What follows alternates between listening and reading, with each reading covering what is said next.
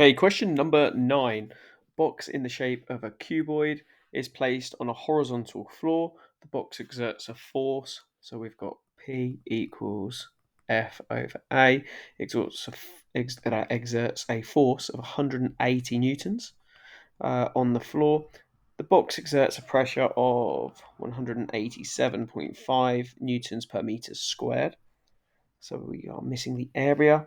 The face in contact with the floor is a rectangle of length 1.2 and a width of x meters. Find the value of x. So first of all, we need to find the area. So with a little bit of rearrangement, we know that we're going to do 180 divided by 187.5. That's going to give us the area. So the area is going to be equal to, and this is a calculator paper, so every maths we do is on calculator, 0.96. And then 1.2 times by x gives us 0.96. So x is going to equal 0.96 divided by 1.2. And it's so important you write that down because the examiner needs to see what you've done. And that gives us 0.8. So x is equal to 0.8.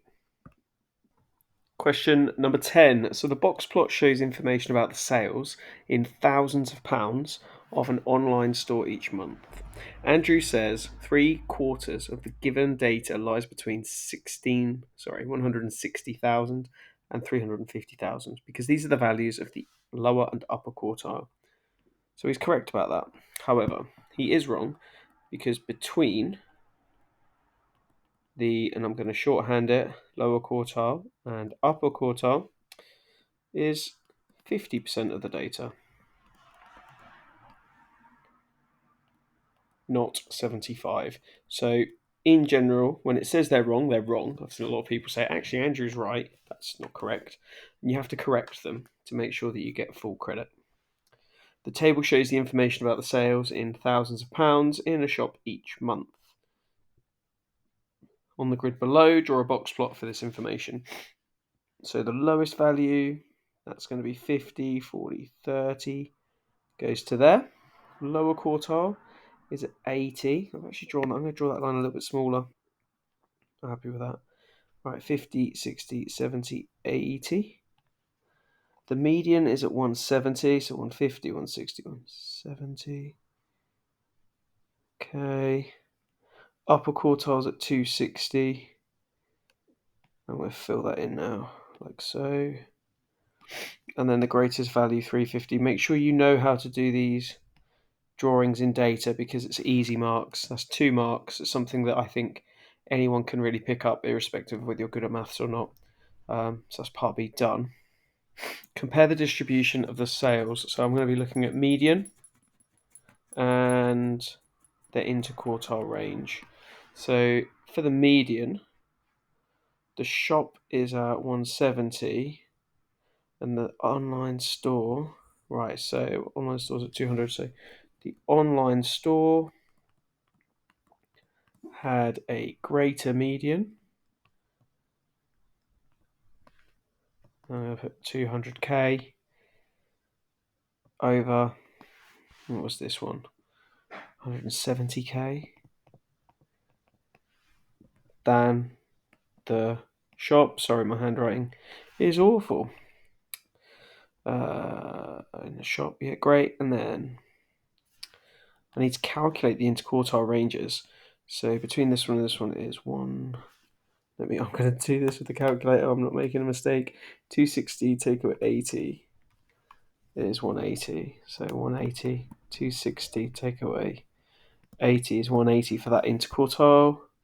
For this interquartile, 350 take away 160, which I think is 190. There we go. So it has a bigger interquartile. So the shop has a lower interquartile range than the online shop. Now what were my values? 190, 180. Lower, so 180 compared to 190, which shows less variation between sales.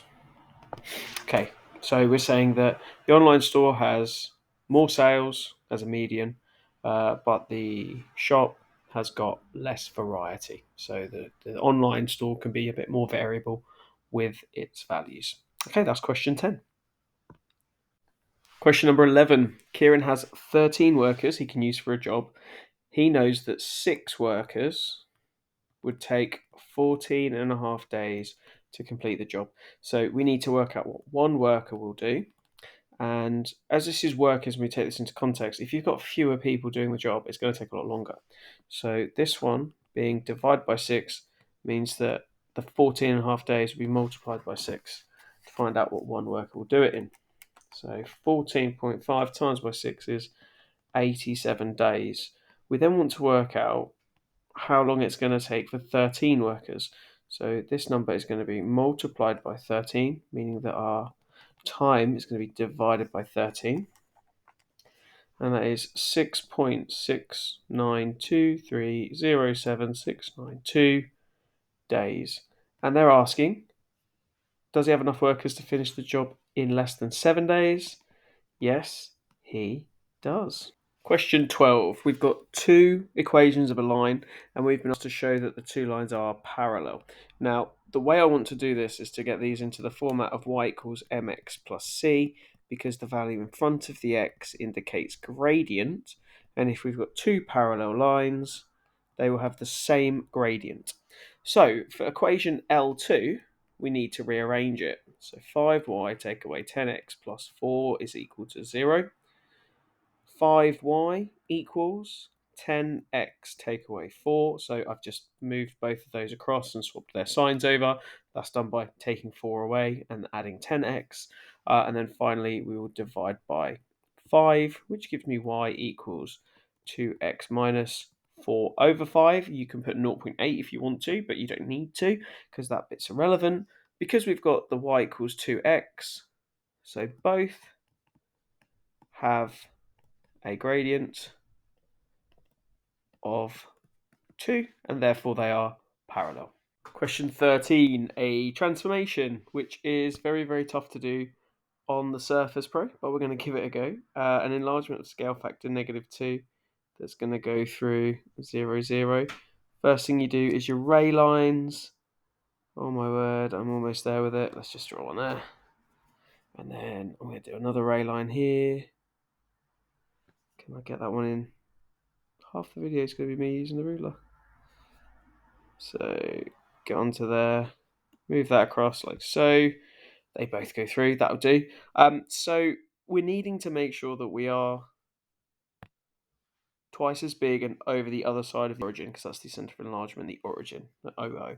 So we're at -2, -4, and actually a trick you can do is multiply that by -2. So -2 and -4 gives us 4 and 8. 4, 8 falls on our ray line, which is fantastic. Okay, the other one, we've got -3, -2. Multiply that by -2, you get 6, 4, 6, 4. That one won't be on the ray line because we have not drawn it, but if I go across by 4, 1, 2, 3, 4, we've got one there. And that's why you should draw all your ray lines. I've obviously taken a bit of a shortcut. 1, 2, 3, 4. So this is going to be 8. 1, 2, 3, 4, 5, 6, 7, 8, like that. And of course, all of this will be drawn in pencil. All of this will be drawn with a ruler, and you'll draw all 4 ray lines because they should show up where your coordinates will be. Question 14. So Saffron wants to work out an estimate for the total number of fish in a lake. On Friday, Saffron catches 180 fish from the lake. We don't know how many are in there, so it's 180 out of an unknown value. She then puts a tag on each of these fish and puts them back into the lake. On Saturday, Saffron catches 305 fish. And out of that 305 fish, 45 had the tag on. Work out an estimate for the total number of fish in the lake. Well, 180. It's quite nice numbers. 180 divided by 45 gives us 4. So we need to multiply by 4 to get from 45 to 180. So 305 is going to be multiplied by 4, 305 times by 4, which gives us an estimate of 1,220 fish. Question 15. So the ratio of Marta's hourly pay and Khaled's hourly pay is 6-5. Both Marta and Khaled get an increase of £1.50 in their hourly pay. The ratio of Marta's hourly pay to Khaled's hourly pay has now increased to 13-11. Work out the hourly pay before the increase. So I'm going to say that this is 6x, so 6 lots of something and 5 lots of something. And then after that increase, they had 6 lots of something plus 1.5. So 5 lots of something plus 1.5, and that made it equivalent to 13-11. Now, what we know is if we multiply the left-hand side by 11 and we multiply the right-hand side by 13, we get something that's equivalent. And that therefore means we can equate them both by doing that multiplication. And then from here we can start to solve it. Now, I'm not going to use my brain power here. I'm going to get that calculator out. I do know that that is 66x. 11 times by 1.5 is 16.5. 13 times by 5x is 65x. That works out nicely. And 13 times by 1.5 is 19.5. And therefore x will equal 3. So when we put that back in, 6x to 5x, that's going to give us 18 to 15. And then that's Marta at 18 and Khaled to 15. Question 16. A shop manager wants to advertise special offers on social media platforms. The manager asks 100 customers which of type A, B, or C they use. So we've got 100 pieces of information. 4 use all 3 types. So 4 is going into the middle, leaving 96. 16 do not use any of type A, B, or C. So that goes on to the outside, and we've got 80 left. 8 use both type A and type B, but not type C. So 8 goes into there, 72 left. 14 use both type B and type C, so B and C, and we've got that intersection that's already using 4 of them, so 10 go into there. 62 in total use A, type A. I'm going to leave that for now. And then all of the people that use type C, that's 20 of them, also use at least one of type A or B. So 10, 14, if we add 6 into there, that makes 20. So then I've got 56 remaining. 62 in total use type A. So we've got 8 and 4 makes 12. 6 more is 18. 62 take away 18 is 44. That means 44 goes into that section, leaving me with 12 left to go into that main part for B. Okay, happy with that. Next, given that the customer uses type A of the people that are random, so type A is 44, 50, 58, 62, find the probability that they also use B, which is 8 and 4, and that gives us 12 out of 62. And I don't need to simplify it because it's probability. Done.